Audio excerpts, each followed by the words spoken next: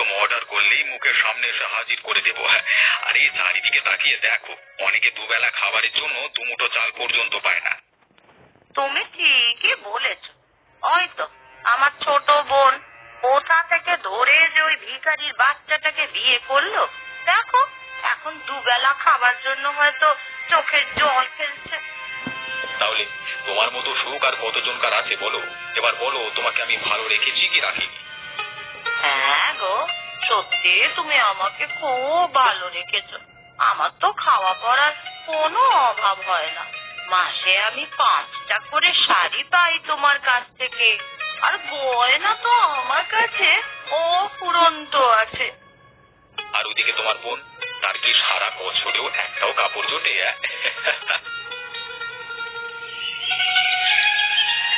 তুমি যে আমাকে কি দেখে বিয়ে করলে আমি এখনো বুঝতে পারছি না। তোমার কোন ইচ্ছেটা আমি পূরণ করেছি বলো তো আজ পর্যন্ত ঠিক করে? শোনো, তুমি প্রত্যেকদিন সকালবেলায় ঘুম থেকে উঠে এই এক কাঁদুনি গাইবে না, বলে দিলাম। আমি তোমাকে আগেও বলেছি, আমার অর্থ বিত্ত এসবের প্রতি কোনো টান নেই। আমি চেয়েছিলাম একজন ভালো মনের মানুষ। উপরওয়ালার কাছে সব সময় প্রার্থনা করতাম, আর উপরওয়ালা তোমাকে আমার কাছে পাঠিয়েছেন, তাই আমি তোমাকে বিয়ে করেছি। পছন্দেরও তো একটা ঢং থাকা উচিত। তোমার জায়গায় আমি হলে কিন্তু আমি নিজেকে কোনোদিনই পছন্দ করতাম না। সে তো তুমি আমাকেও পছন্দ করো না, সেটা তোমার কথা শুনলেই বোঝা যায়। এই কথা কেন বলছো তুমি? এই যে প্রত্যেক দিন উঠে তুমি আমাকে এসব ঢঙের কথা শোনাও, এখান থেকেই বোঝা যায় যে তুমি হয়তো আমাকে সরিয়ে দিয়ে অন্য কাউকে বিয়ে করতে চাইছো। ছি ছি ছি গিন্নি, এসব তুমি কি বলছো আমাকে? আমি কোনোদিন স্বপ্নেও এ কথা ভাবি না গো।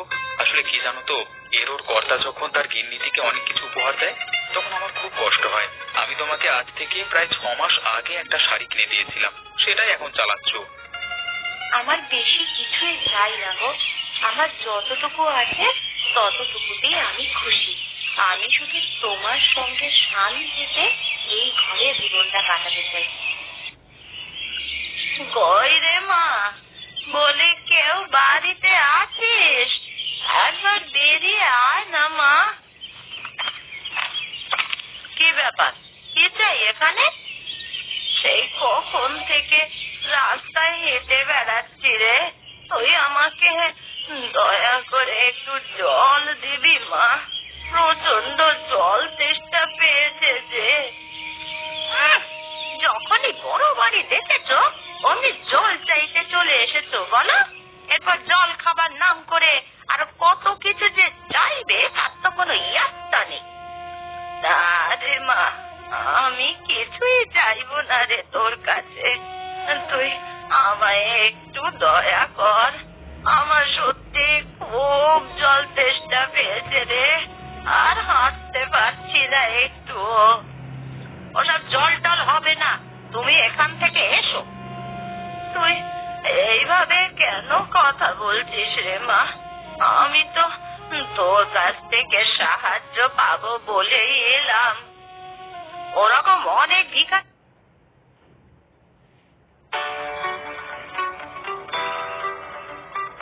किसी भी बैंक के बैलेंस और स्टेटमेंट को बिना लॉगिन और बिना इंटरनेट के चेक करें। सारी बैंक की सभी सुविधाएं एक ही ऐप में पाए। मिस कॉल देकर बैंक बैलेंस और स्टेटमेंट पता करें। SMS भेजकर बैंक बैलेंस और स्टेटमेंट पता करें।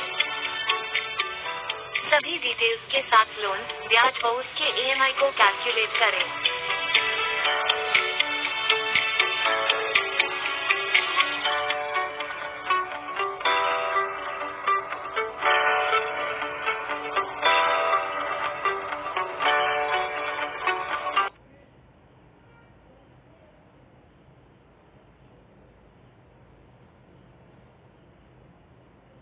మనమందరం ఇంతగా కష్టపడి శ్రమించేది ఎందుకంటే ధనము, కీర్తి, సమాజంలో ఒక గౌరవం.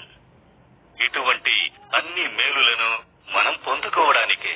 కానీ ఇప్పుడున్నటువంటి పరిస్థితుల్లో ఆ విధంగా జరగడం లేదు. దానికి బదులుగా అవమానం, నష్టము, వ్యాపారంలో పోటీ, హఠాత్తుగా ప్రమాదం, సంతానం లేకపోవడం, ఇలా అన్ని సమస్యలు రావడమే చివరికి మిగిలింది. ఈ సమస్యలన్నీ వాటికవే వస్తున్నాయనుకుంటున్నారా? కానే కాదు. మనం మంచిగా ఉండకూడదని తలుచుకునే వాళ్ళ కంటి దిష్టి. ఈ కంటి దిష్టి వల్ల మీరు పడిన అన్ని కష్టాలను పరిష్కరించేటటువంటిదే కీర్తిముఖ సర్వ దిష్టి కవచం.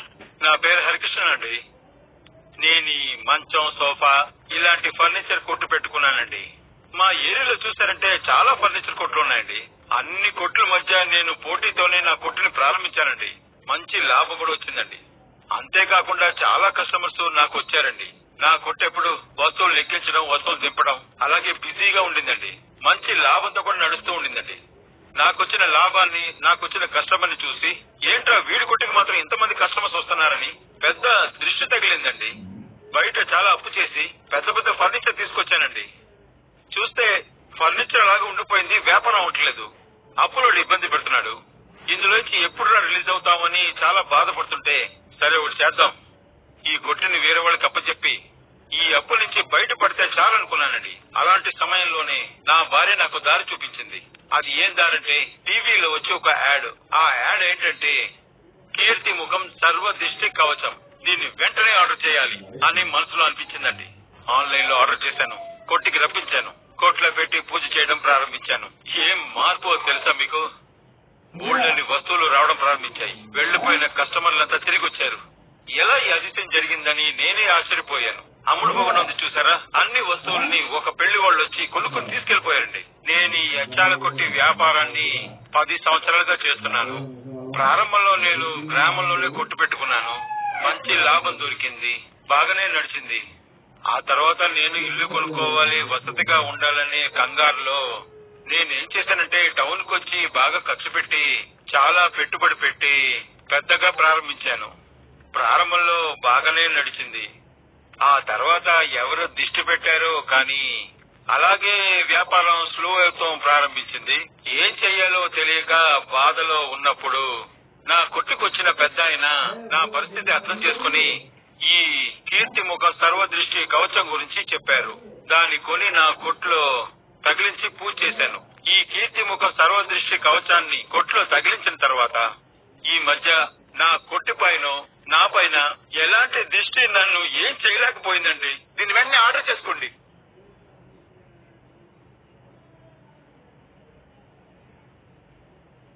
দুবেলা আসে, প্রথমে জল চাই, তারপরে খাবার চাই, তারপর টাকা চাই।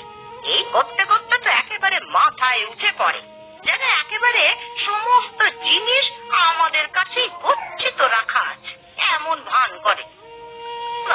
না, ওই রকম বলিস না মা, আমি ওই রকম নই রে। আমাকে তুই জল দিলে আমি তোকে অনেক আশীর্বাদ করে যাব। তা আমি কি সেই আশীর্বাদ ধুয়ে খাবো নাকি? সব ছোট লোক।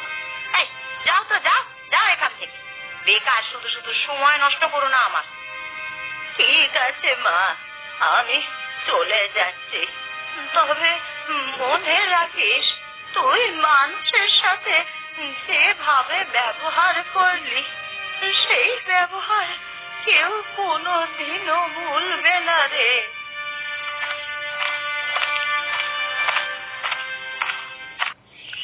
নে নে খা, তোরা না খেলে কি করে হবে? তোদের জন্য সকাল থেকে কত কি খাবার রেখে দিয়েছি, তোরা না খেলে এ যে আর হবে না। মারে, আমাকে একটু জল দিবি মা? আমি সেই অনেক দূর থেকে হেঁটে আসছি, নদীর ওপারে কেউ আমাকে জল দিল না রে। এই বাঁশের ব্রিজ টপকে আমি এখানে এলাম। সে কি বুড়িমা, আপনি সেই নদীর ওপার থেকে জল না খেয়ে এখানে আসছেন? আরে আসুন আসুন, আমি আপনাকে জল দিচ্ছি।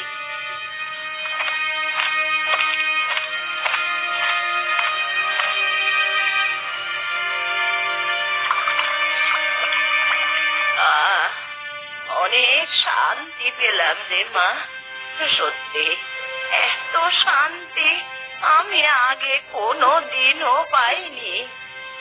কিন্তু আপনাকে পথে কেউ জল দিল না কেন? আমি তো সেটাই বুঝতে পারছি না। জল দিতে তো আর পয়সা লাগে না। সেটা কজন বোঝে রে মা। আমি নদীর ওপারে একটা বড় বাড়িতে গিয়েছিলাম, তা সেখানকার বউটা আমাকে দূর দূর করে তাড়িয়ে দিল। ও, বুঝেছি, দিদি আপনার সাথে এমন ব্যবহার করেছে। দিদি মানে ও কি তোর নিজের দিদি? হ্যাঁ বুড়িমা, ও আমার নিজের দিদি। ওর বড় বাড়িতে বিয়ে হয়েছে। ও অনেক বড় লোক, জানেন। বড় লোক হতে পারে, কিন্তু ওর মনটা অত্যন্ত নীচ। কারোর পরোয়া করে না। অসহায় মানুষকে যে একটু সাহায্য করা দরকার সেটা ওরা বোঝে না রে। তার থেকে তুই অনেক ভালো রে মা। তুই থাকিস সেই কুঁড়ে ঘরে, কিন্তু তোর মনটা অনেক বড়। আমি আশীর্বাদ করি মা, তোরা যেন সারা জীবন সুখে থাকিস। আপনি এখন কোথায় যাবেন বুড়িমা? আমার যাওয়ার বিশেষ কোনো জায়গা নেই রে। আমি ওই পথে পথেই ঘুরে বেড়াই, দেখি কোনো বৃদ্ধাশ্রমে আমার ঠাঁই হয় কিনা। এখন আসি রে মা, তোরা ভালো থাকিস।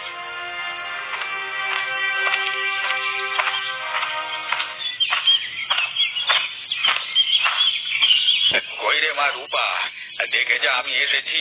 কোথায় গেলি তুই? একবার বেরিয়ে আয়। আরে বাবা, তুমি এসেছো? আরে আমাকে বিশ্বাসই হচ্ছে না। সত্যি তুমি আমাকে খুব বড় একটা উপহার দিলে। আরে এসো এসো, তোমার এই বড় মেয়ের বড় বাড়িতে এসো। আহা, তোদের বাড়িতে এসে যে কি আরাম তুই কল্পনা করতে পারবি না। আমার বারবার মন চায় তোর বাড়িতে আসি। আমি তো তোমাকে কতবার বলেছি, একা একা না থেকে তুমি আমাদের বাড়িতে সারা জীবনের জন্য চলে এসো। দেখো তো, এত বড় বাড়িতে আমরা তো একাই থাকি, দুজন। তোমার এলে কোনো অসুবিধা হবে না। না রে মা, সেটা হয় না। মেয়ের বাড়িতে এসে থাকলে লোকে কি বলবে বল দেখি। তা তোরা কেমন আছিস বল? আমরা খুব ভালো আছি বাবা। তুমি আমাকে দেখে শুনে একটা ঘরে বিয়ে দিয়েছিলে বটে। হ্যাঁ, নিশ্চয়ই তোকে অনেক সুখে রাখে, তাই না? হ্যাঁ বাবা, আমাকে অনেক সুখে রাখে। এমন কিচ্ছু নেই যা ও আমাকে দেয় না। সমস্ত কিছু আমি না চাইতেই এনে দেয়। এটাই তো চাই, তোদেরকে সুখী দেখলি আমরা সুখী। তা বাবা, এবার বলো, হঠাৎ করে আমাদের কথা মনে পড়লো কেমন করে? ও হ্যাঁ, আসল কথাটা বলতেই তো ভুলে গেছিলাম। আসলে আমি একটা দাওয়াত রেখেছি, তো এই দাওয়াতে তোদের সকলের আসা চাই। সকলের বলতে কি ওই বোনও যাবে নাকি? ওদের বাড়িতে এখনো যায়নি। সত্যি বলতে ওদের বাড়ি যেতে একদম ভাল লাগে না, তাও যেতে হবে, মেয়ে হয়তো। সত্যি বাবা, তোমার ছোট মেয়ের বলিহারি একটা ঘর দেখে বিয়ে করলো বটে। দুবেলা দুমুঠো খেতে পায় না ভালো করে। যত সব। কাকে আর কি বোঝাবি মা। যাক, সেসব কথা বাদ দে। আমার না খুব খিদে পেয়ে গেছে, এখন দুটো খেতে দিবি? খেয়ে দে, আবার ওই গরিবখানায় যেতে হবে তো। হ্যাঁ হ্যাঁ বাবা, তুমি বসো, আমি তোমার জন্য খাবার নিয়ে আসছি। আরে বাবা, তুমি? আমার কি সৌভাগ্য তুমি আমাদের বাড়িতে এলে। এসো এসো, ভেতরে এসো। ভেতরে যাবো? তোদের ভেতর আছে কোথায়? ঘর বাহির সবই তো সমান। হ্যাঁ বাবা, আসলে ছোট ঘর তো, তাই জন্যই। আচ্ছা শোন, বেশিক্ষণ বসবো না তোদের ঘরে, তোকে কিছু কথা বলতে এলাম। না বাবা, সেটা হয় না।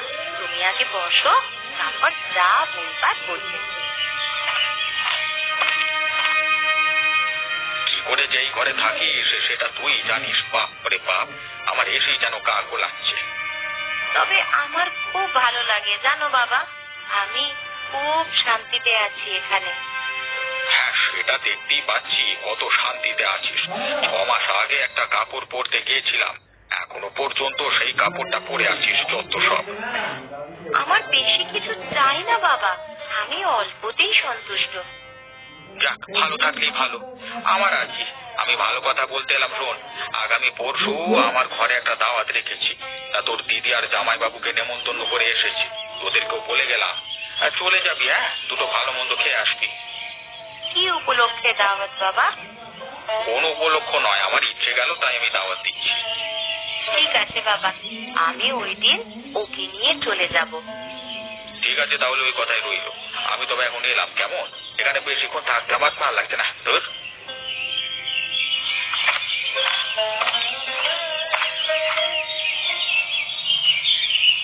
কোথায় কষ্ট হচ্ছে রে মা? আমাকে বল না, কোথায় কষ্ট হচ্ছে তোর? মা, মাথাটা খুব যন্ত্রণা হচ্ছে, পেটে খুব লাগছে। আমাকে কিছু ওষুধ দাও না মা, আমি ওষুধ খেলে এক্ষুনি ভালো হয়ে যাব। আমি যে তোর জন্য ওষুধ কিনবো সেই টাকা আমার কাছে নাই রে মা, তুই একটু কষ্ট করে শুয়ে থাক। আমি বরং একবার নিখিলদার বাড়ি থেকে ঘুরে আসি। নিখিলদা নিশ্চয়ই আমাকে টাকা দিয়ে সাহায্য করবে। আচ্ছা মা, তাড়াতাড়ি চলে আসবে কিন্তু।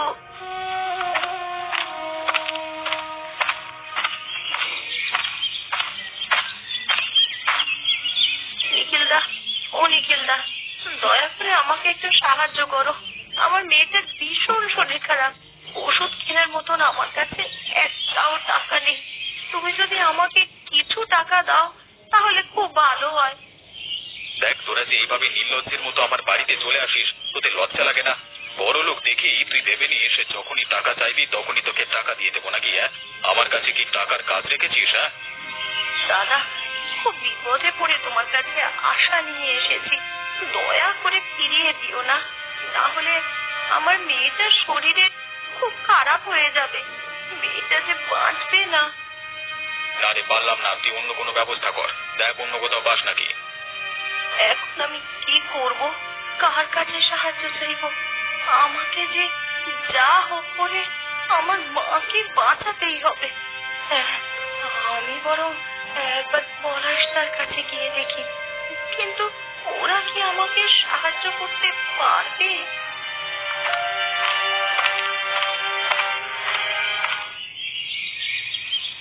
পলাশদা, বাড়িতে আছো? আরে নীলিমাদি, তুমি এখানে কি করছো? আর তোমাকে এরকম উদাস লাগছে কেন? কি হয়েছে তোমার? মেয়েটার শরীরটা ভীষণ খারাপ, ওষুধ কিনবো তার টাকাও আমার কাছে নেই। নিখিলদার কাছে গিয়েছিলাম, কিন্তু নিখিলদা আমাকে সাহায্য করলো না। এখন মেয়েটা আমার বিনা চিকিৎসায় মারা যাবে। তুমি কেঁদো না দিদি, আমরা থাকতে ওর কিছুই হবে না। দাঁড়াও দিদি, আমার কাছে কিছু জমানো টাকা আছে, আমি সেগুলো তোমাকে দিচ্ছি। তুমি বরং সেগুলো নিয়ে ওর জন্য ওষুধ কিনে নিয়ে চলে যাও। তুই তোর জমানো টাকা থেকে আমাকে ওষুধ কিনবার জন্য দিবি? কেন দেব না? আমার থেকে এখন এই টাকাগুলো তোমার বেশি প্রয়োজন, তাই তোমাকে আমি এই টাকাগুলো দিচ্ছি। তোকে অসংখ্য ধন্যবাদ রে বোন, তোদের মন যে কত বড় তুই আজকে তা আমার চোখে আঙুল দিয়ে বুঝিয়ে দিলি। ঠিক আছে, তোমাকে এখন অত ধন্যবাদ দিতে হবে না, তুমি তাড়াতাড়ি ওষুধ নিয়ে বাড়ি যাও।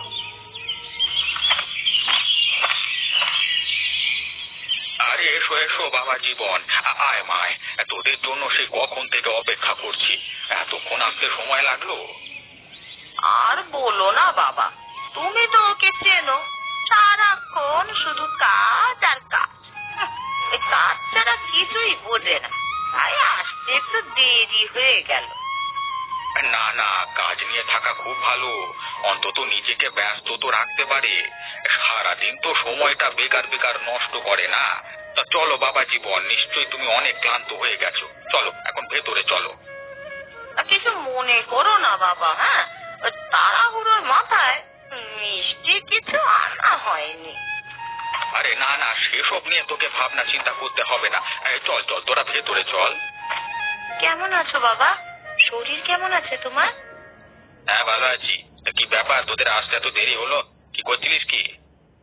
আসলে বাবা, আমাদের ওখানে একটা বাচ্চা মেয়ের খুব শরীর খারাপ ছিল, তাকে একবার দেখে আসতে গিয়েছিলাম। তো তার মা আমাদেরকে ছাড়লো না। বাবা, তোদের কেউ এত খাতির করে কেউ? খাতির নয় বাবা, আসলে ওদের পরিবারটাকে আমরা খুব ভালোবাসি, তো তাই জন্যই হয়তো আমাদেরকে। ঠিক আছে, অত না বকে এখন। তোদের জন্য বাড়ির পাশের ওই অতিথিশালাটা একটা জায়গা করা আছে, ওখানে গিয়ে বরং তোরা বিশ্রাম নে। আচ্ছা বাবা, আমরা তাই যাচ্ছি।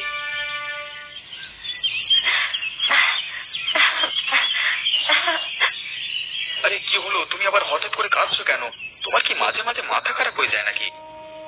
তুমি কিছু মনে করো না গো, দেখো দিদি আর জামাইবাবুকে ঘরের ভেতরে নিয়ে গেল, আর আমাদের এই বৈঠকখানায় থাকতে দিল। অত মনে করবার কি আছে, থাকতে তো দিয়েছেন। যদি এখান থেকে দূর দূর করে দাঁড়িয়ে দিতেন তাহলে একটা আলাদা ব্যাপার ছিল। তুমি এখন চোখের জল মুছে ফেলো। তুমি আমাকে মাঝে মাঝে বলো না যে তোমাকে কি জন্য বিয়ে করলাম। আমারও সত্যি এখন মনে হয়, সত্যি তো তোমাকে কি জন্য বিয়ে করলাম। যা বাবা, আমি আবার কি করলাম? আমি কি কোনো ভুল করেছি গিন্নি? না, আমার কারণে আমার বাবার কাছ থেকে তোমাকে কত অপমান সহ্য করতে হয়। ওই অপমান আমি সহ্য করতে করতে অভ্যস্ত হয়ে গেছি।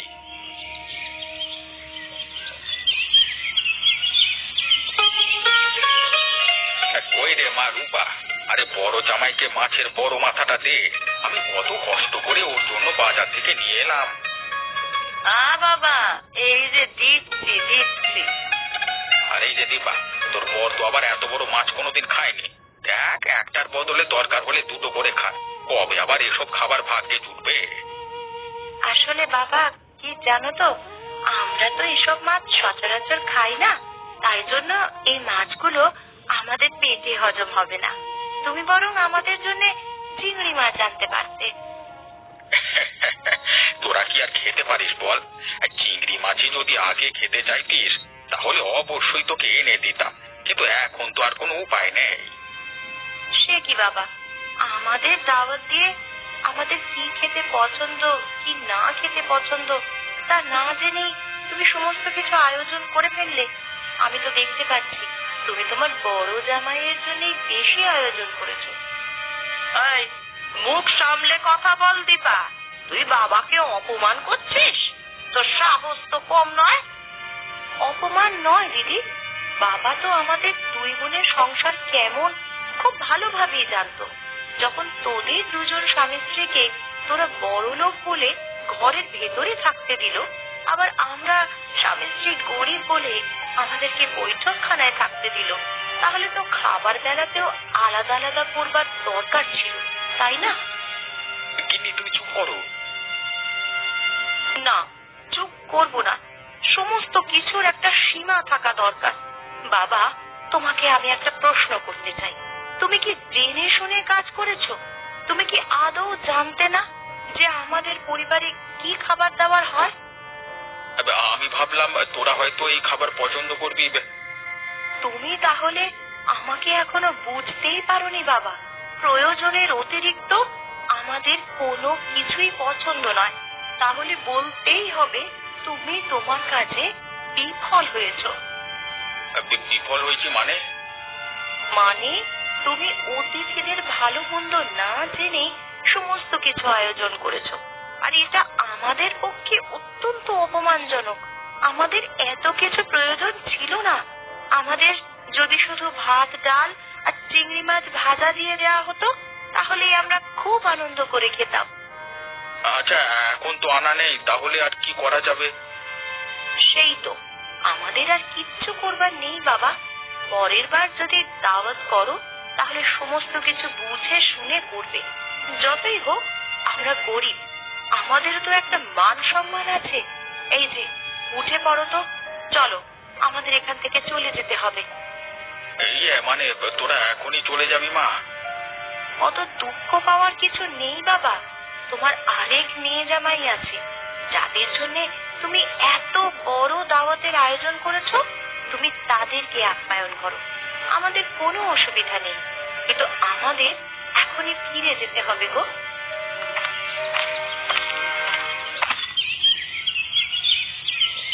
এটা তুমি কি করলে গিন্নি? তুমি বাবার মুখের উপর এই কথাগুলো বলতে পারলে? উনি যদি তোমাকে আর আমাকে ডেকে নিয়ে গিয়ে বারবার অপমান করতে পারেন তাহলে আমিও পারি। উনি গুরুজন বলে আমি এতক্ষণ চুপ ছিলাম, কিন্তু সব সময় চুপ থাকাটা ভালো নয়। নিজের আত্মসম্মান বোধটাকেও কারোর কাছে বিকিয়ে দেওয়া যায় না। দেখো তো আমার জন্য তোমাকে কত অপমানিত হতে হচ্ছে। সেটা তোমার কোনো দোষ নয়। যাদের যেমন মানসিকতা তারা তো তেমনই করবে। চলো, সারাদিন তো কিছুই খাওয়া হয়নি। আমাদের ঘরে আগের চিংড়ি মাছ ভেজে রেখে গিয়েছিলাম, ওই দুখানি ভাত চাপিয়ে দিই, তারপর চিংড়ি মাছ দিয়ে আরাম করে খাওয়া যাবে।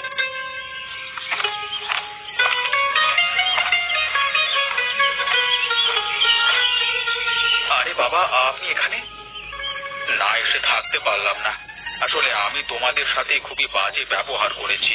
আমি আশেপাশের লোকজনের কাছ থেকে শুনেছি তোমাদের ঘর ছোট হতে পারে কিন্তু তোমাদের মনটা বিশাল বড়। তাই আমি আমার ব্যবহারের জন্য তোমাদের কাছে ক্ষমা চাইতে এসেছি। এই আপনি কি বলছেন বাবা? আপনি গুরুজন হয়ে আমাদের কাছে ক্ষমা চাইবেন কেন? আজকে দুপুরে যে ব্যবহার আমি করলাম সেসব কথা আমরা আর মনে রাখিনি। পলাশদা, আমার মেয়ে ভালো হয়ে গেছে। দীপাদি যদি সেদিন আমাকে টাকাটা দিয়ে সাহায্য না করতো তাহলে আমি ওষুধ কিনে খাওয়াতে পারতাম না। সে কি, তোমার মেয়ের যে শরীর খারাপ হয়েছিল তা তো জানতাম না। দীপাদি তোমাকে বলেনি হয়তো, কিন্তু আমি আজকে তোমাদের টাকাটা ফেরত দিতে এসেছি। কিসের টাকা? আমি তোমাকে সেই টাকা ফেরত দিতে বলেছি। তোমার মেয়ে সুস্থ হয়েছে, এতে আমি খুব আনন্দিত হয়েছি। কিন্তু দিদি, এরকম করলে কি করে হবে? সেসব নিয়ে তোমাকে ভাবতে হবে না। আমি আবার ঠিক টুকটুক করে কাজ করে টাকা জমিয়ে নেব। তুমি তোমার মেয়ের প্রতি খেয়াল রেখো। সত্যি মা, তোদের দেখে আমি অবাক হচ্ছি। তোরা গরিব হয়েও বিপদের সময় মানুষকে সাহায্য করছিস। তোদের প্রতি আমার খুব গর্ব হচ্ছে রে।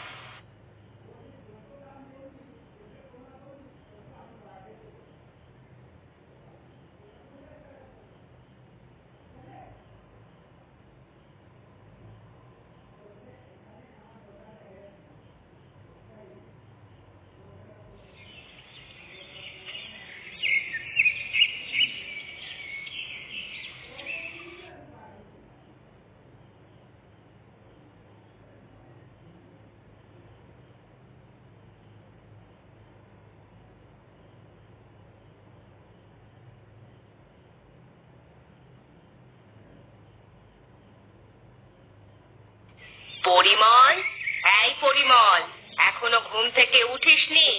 কত বেলা হয়ে গিয়েছে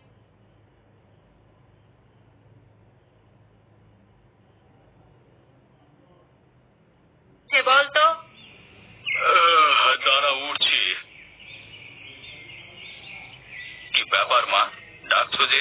তুমি কিছু বলবে? বৌমা ঘুম থেকে ওঠেনি? রান্না করবে কখন? ও ঘুমাচ্ছে। ও আজকে রান্না করতে পারবে না, শায়লার শরীরটা ভালো নেই। তোমার ছোট ছেলে হরিশের বউকে বলো না রান্না করতে।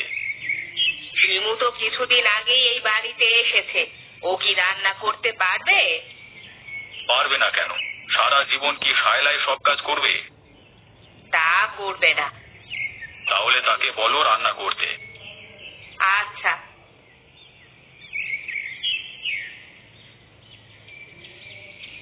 হরিশ, এই হরিশ। হ্যাঁ মা, কিছু বলবে? তোর স্ত্রীকে বাহিরে আসতে বল, রান্না করতে হবে। শিমু, এই শিমু, ওটো, মা ডাকছে। যাচ্ছি।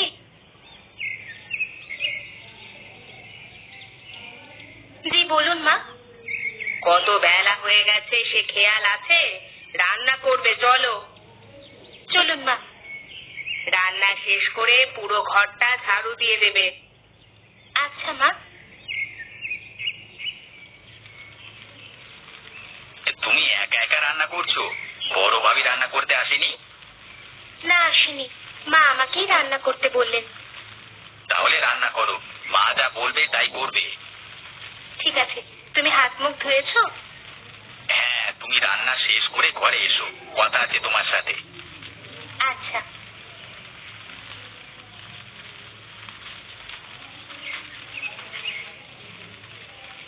এখনো তোমার রান্না হয়নি? বলি রান্না শেষ হতে হতে বিকেল হয়ে যাবে নাকি? না মা, প্রায় শেষ হয়েছে, শুধু তরকারিটা বাকি আছে। তরকারিতে ঝাল কম দিবে, আমি আবার বেশি ঝাল খেতে পারি না। আচ্ছা মা, অল্প করে ঝাল দিব। রান্না হয়ে গেলে আমাকে ডেকে নিবে, আমি আমার ঘরে গেলাম। আপনি ঘরে গিয়ে বিশ্রাম করুন।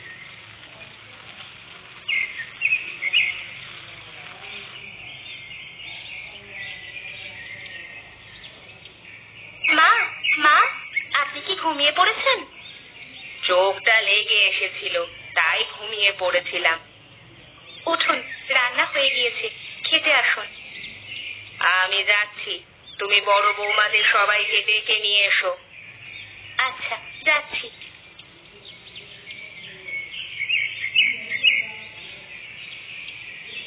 দাদা, আপনারা খেতে আসুন, রান্না হয়ে গিয়েছে। তুমি যাও, আমরা আসছি। জলদি আসেন।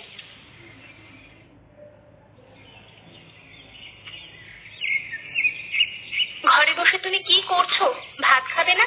কাজে যাবে কখন? ভাবছি আজকে কাজে যাব না, সারাদিন তোমার সাথে বসে থাকবো। হয়েছে, ঢং করা আর লাগবে না, খেয়ে দিয়ে কাজে যাবে, চলো। চলো। সবাই মাদুরে বসে পড়ো, ছোট বৌমা সবাইকে খাবার বেড়ে দিবে। আচ্ছা।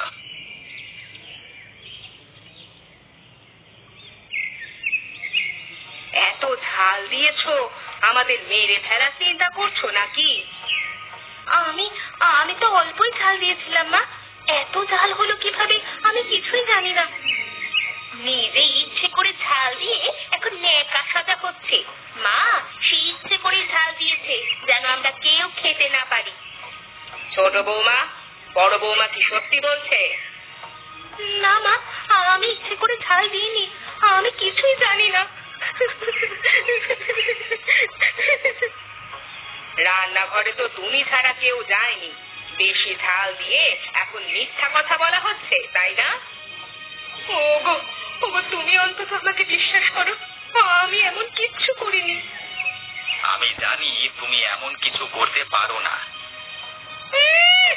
ঢং দেখে আর বাঁচি না, আমি এত ঝাল খেতে পারবো না, আমি চললাম, তুমিও উঠে এসো। তোমাকে কাজ করতে দিয়েছি বলে এমন করলে তুমি? বিশ্বাস করুন মা। থাক থাক, হয়েছে, আর সাফাই গাইতে হবে না, সবগুলো তুমি খাও।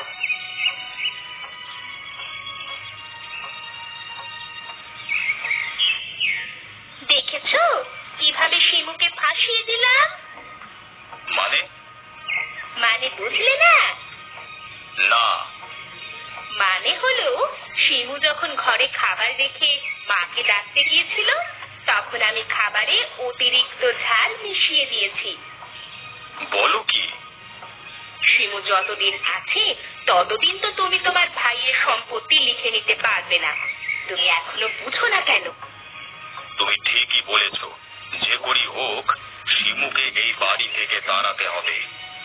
তোমার ভাই তো শিমুর কথায় ওঠে আর বসে। তুমি যত পারো শিমুকে মায়ের সামনে দোষী প্রমাণ করবে।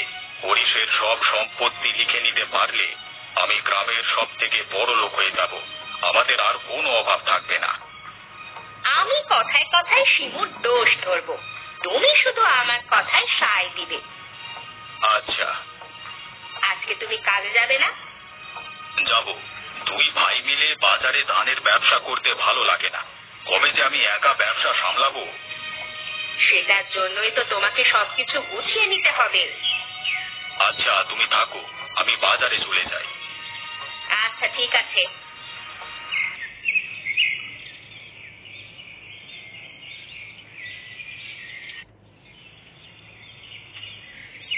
তুমি এমনটা না করলেও পারতে। তুমিও আমাকে অবিশ্বাস করছো? বিষয়টা অবিশ্বাসের নয়, যা ঘটেছে তাই বলছি। আমি যখন মাকে ডাকতে গিয়েছি তখন কেউ হয়তো ঝাল মিশিয়ে দিয়েছে। তুমি কি কাউকে সন্দেহ করছো? মনে হয় বড় ভাবি কাজটা করেছে। সাবধানে কথা বলো। তুমি কি জানো তুমি কি বলছো? আবার যদি এরকম কথা বলো বিষয়টা সত্যি খারাপ হয়ে যাবে, মনে রেখো। তোমার ভাই ভাবি আমাকে তোমার কাছে দোষী প্রমাণ করতে চাচ্ছে। এখানে তাদের কোনো একটা উদ্দেশ্য আছে হয়তো। কি আবোল তাবোল বলছো তুমি? তোমার মাথা ঠিক আছে তো? আমি কি বলছি তুমি সেটা দেখে নিও। আমি দোকানে যাব, তুমি মার কথা মতো চলবে। ঠিক আছে। মার কিছু লাগবে কিনা তা জিজ্ঞাসা করবে। আচ্ছা।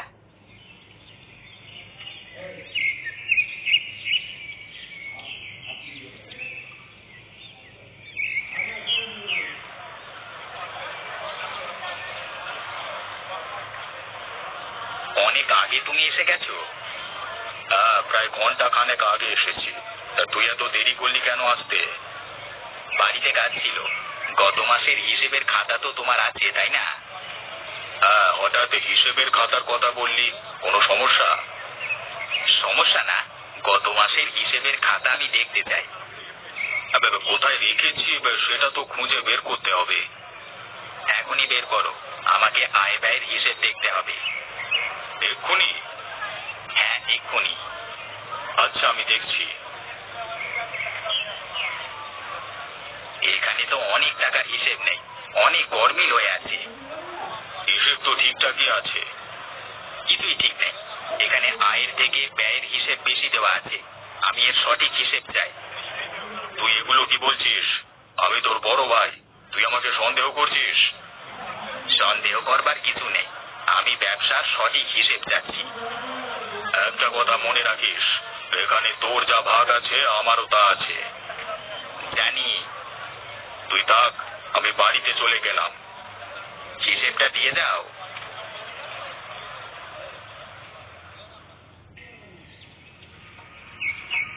ভেতরে আসবো? আয়, কিছু বলবি? হ্যাঁ মা। বল কি বলবি। তোমার ছোট ছেলে আমাকে চোর বলেছে। আমি নাকি গুদাম থেকে টাকা সরিয়ে রাখি। এত বড় কথা? এগুলো তোকে হরিশ বলেছে? হ্যাঁ মা, হরিশের বউ এগুলো ওর কানের মধ্যে ঢুকিয়ে দিয়েছে। তাই বাজারে গিয়ে আমার কাছে এই মাসের আয় ব্যয়ের হিসেব চাচ্ছে। আমাকে সন্দেহ করে। দাঁড়া, আজকে হরিশকে বাড়িতে আসতে দে, তারপর আমি তাকে জিজ্ঞাসা করছি। শুধু দেখলে হবে না, এর উপযুক্ত শাস্তিও তাকে দিতে হবে। আচ্ছা আচ্ছা, হরিশ বাড়িতে আসুক, তারপর দেখা যাবে। মনে থাকে যেন। বললাম তো মনে থাকবে। তুমি তো তাকে কিছু বলো না। হরিশ ওর বউয়ের কথা মতো সব কাজ করে। শিমুই আমাদের ভাইয়ের মধ্যে ঝামেলা সৃষ্টি করছে। শিমুকে আমি দেখে নিচ্ছি, তুই গিয়ে গোসল করে খাওয়া দাওয়া শেষ কর। আচ্ছা।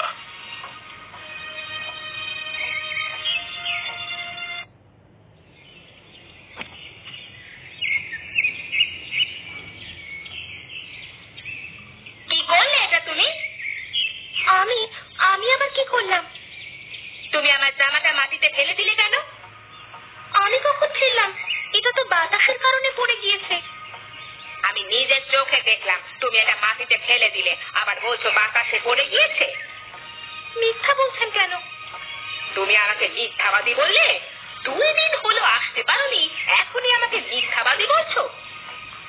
মিথ্যা বললে বলবোই তো। তুমি দাঁড়াও, আমি মার কাছে তোমার নামে বিচার দিচ্ছি। আমাকে মিথ্যাবাদী বলা বের করছি। আপনি বিচার দিলে আমার কি? আমি তো সত্য কথাই বলেছি, আমি জামা মাটিতে ফেলে দিইনি। আমার কাছে প্রমাণ আছে, এই যে জামাতে মাটি লেগে আছে। আসবো মা? আসো, কিছু বলবে তুমি?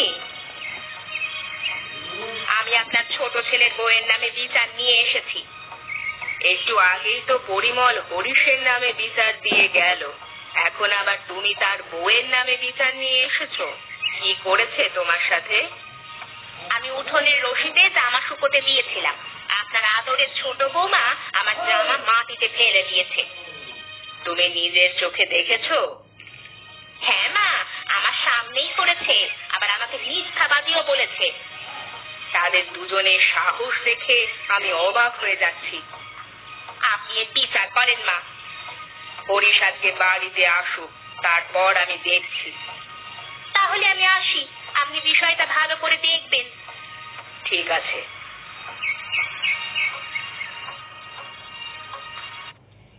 পরিমল, এই পরিমল, তোর বউকে নিয়ে বাহিরে আয়। আসছি মা। হরিশ, ঘরে আছিস? হ্যাঁ মা। বাহিরে আয় তোর বউকে সাথে করে। এখানে আসতে বললে যে?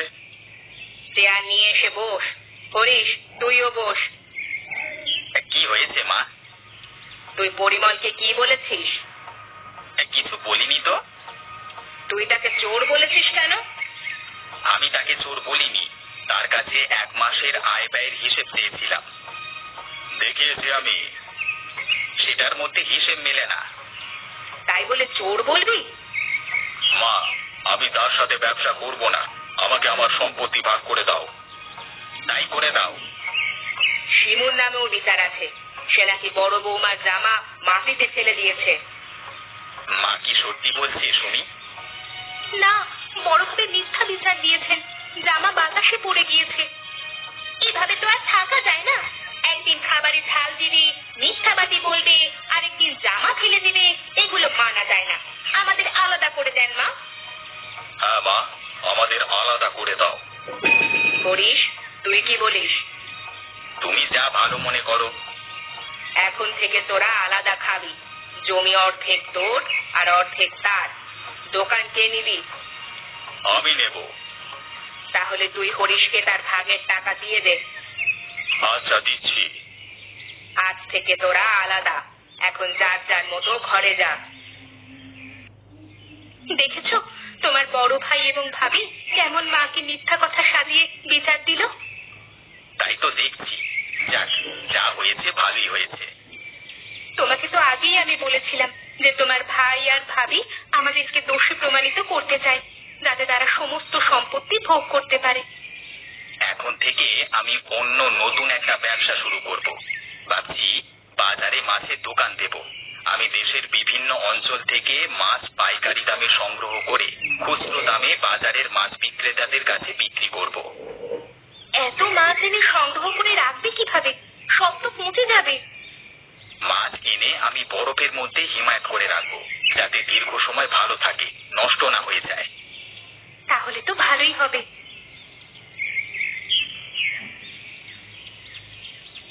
এখন কি করবে ভেবেছো?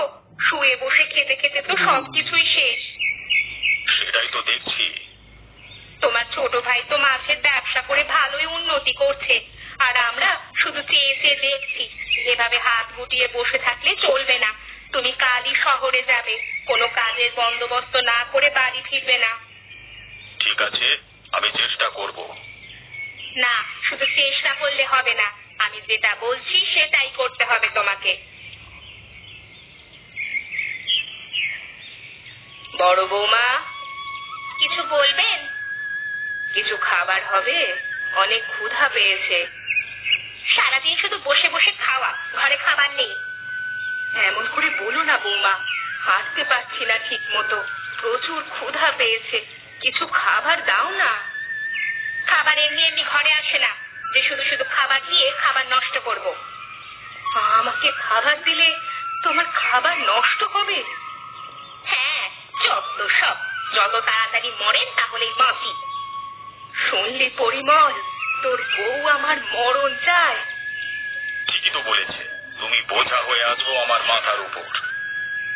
আর খাবার চাইবো না তোদের কাছে। যান যান, আপনার আদরের ছেলের কাছে যান, পুরি একটা।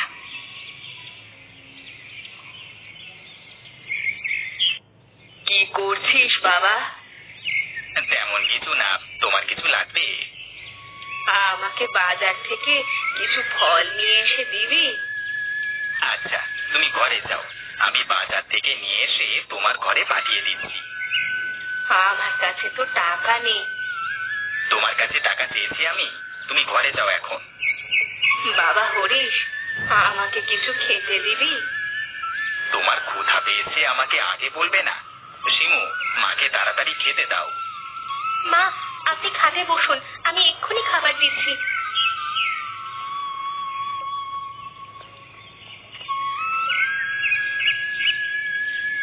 অনেক ক্ষুধা পেয়েছে, শরীরে শক্তি পাচ্ছি না।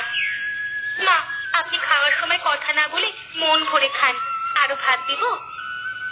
না মা।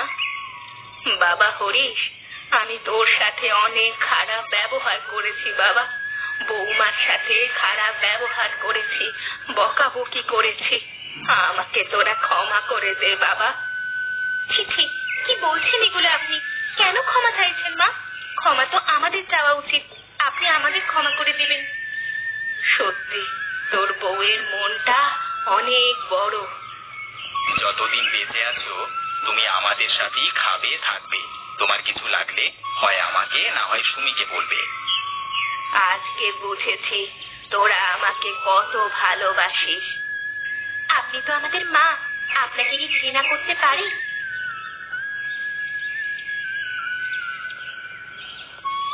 বাজারে যখন যাবে তখন কিছু তরকারি নিয়ে এসো। আচ্ছা।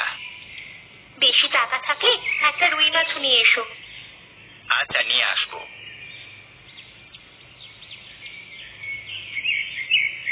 এখন আমার কি হবে? এই সব কিছু আমার জন্যই হয়েছে। আমি বারবার জোর করে তোমাকে শহরে পাঠিয়েছিলাম। আহা, এত কান্নাকাটির কি আছে? আমরা সবাই তো আছি। দাদা তো কিছুদিনের মধ্যেই সুস্থ হয়ে যাবে, তুমি চিন্তা করো না, আমি ব্যবস্থা করে দেব। এতদিন সবার সাথে যা যা অন্যায় করেছি তার শাস্তি পাচ্ছি আজ। আমার স্বামীর চিকিৎসা আমি করাবো, তাতে যদি আমার পাপ কিছুটা লাঘব হয়। তুমি যখন এটাই চাচ্ছ তাহলে আমি আপত্তি করব না। তুমি কাল থেকে আমার মাছের দোকানে বসবে। আমি তো বেশিরভাগ সময় বাইরে বাইরে থাকি মাছের খোঁজে, তাই দোকানে সময় দিতে পারি না। বাড়ির বউরা মাছ বেচতে যাবে বাবা? মা, দুনিয়াটা অনেক এগিয়ে গেছে, এখন ঘরে বাইরে মেয়েরা সমান তালে এগিয়ে যাচ্ছে। শুধু বড় বউ কেন, তোমার ছোট বউও সাথে যাবে। তারপর দাদা সুস্থ হয়ে গেলে আমরা সবাই আবার একসাথে কাজ করব।